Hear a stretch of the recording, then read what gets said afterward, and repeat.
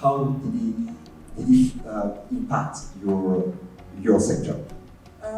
Well, I mean, so my background is I started off working in public health, and actually started off working in infectious diseases because, you know, that was always, you know, when you're learning how to stop an Ebola outbreak, whatever, it's always seemed the most exciting bit, because you go into remote areas and you're really there to really stop a crisis. And it was during that, actually, seeing this tide, this tsunami of diabetes, hypertension, people suffering from strokes, that was ignored because it wasn't an infectious disease. And at the same time, you know, seeing that people had the potential to access information because they were using their phones to transact for financial services. But for the health space, it really, I would argue that even now we still really haven't tapped into what's really possible. And it's also possible for us to start designing products that are really relevant for that setting. And with phones, we can start to collect that data responsibly. Because a lot of the treatments that are given, that are treatment standards worldwide, particularly in the area of diabetes, hypertension, etc., have been developed maybe in the US or Europe and actually are not really relevant, or not always, you can't really copy and paste to an African setting. And so what you're finding is that actually you may sometimes end up with suboptimal treatments. And I think, again, with the advent of the mobile phone, we can actually then start the dialogue with the medics in Africa, with other, researchers across the world.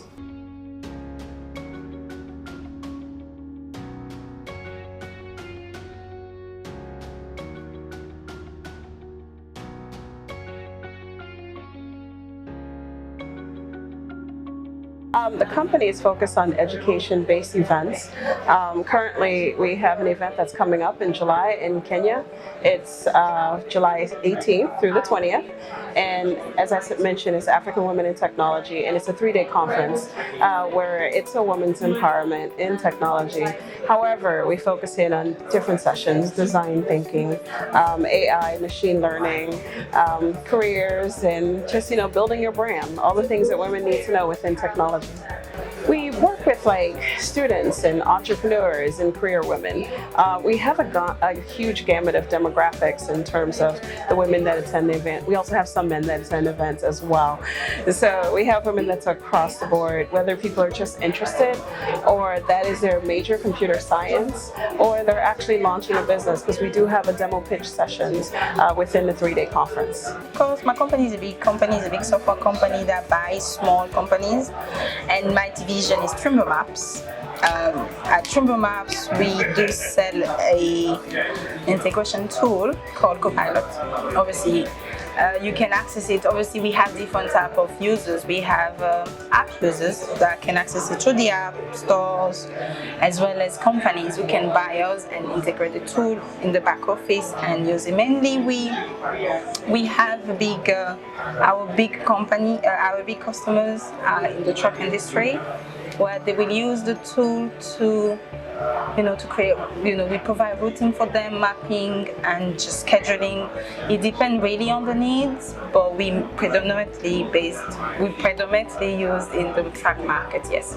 Web Summit takes place in Lisbon, Portugal, and from the November 4th to the 7th. Now that's our flagship event. That's our event that's based in Europe, even though it's very much a global platform. We bring 70,000 people there, as I said. And we also have 2 other main events of the year. So the first one just happened a month ago in Toronto, Canada. It's called Collision Conference. It's our first year in Toronto. So that was a really, really good event. That's about 25,000 people. We have a pitch competition there as well. And one of the 3 finalists was a fintech startup from Nigeria, which is really cool as well. So they got really good repping, and they did really well. So they've gotten a lot of good attention from that. So, and then in July, so next month, we are going to Hong Kong for our Asia event, which is going to be 20,000 people. And yeah, so then in November we go to Web Summit. Africa will have to create more than 20 million jobs on a yearly basis, okay, in the coming years, which means 1.3 million a month, 80,000 a day, 10,000 an hour.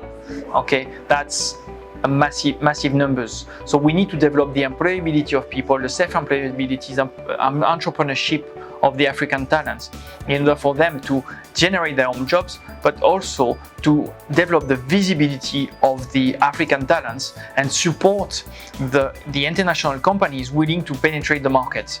And every job we will be able to generate, to create, will have an impact. So yes, I think there is a general lack of proper information dissemination when it comes to investing in African companies.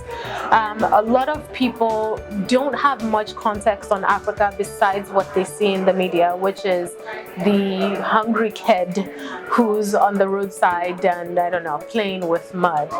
It's your responsibility to make sure that you provide exposure, information, data, access, so that the narrative that we have of our continent begins to change and people outside the continent can actually begin to appreciate the continent for the opportunity that it provides. I think it's not lost on many of us that Africa is the next frontier. You have a continent of over 1 billion people with average age under 25. That's where China sat 25, 30 years ago, and look what's happened since then.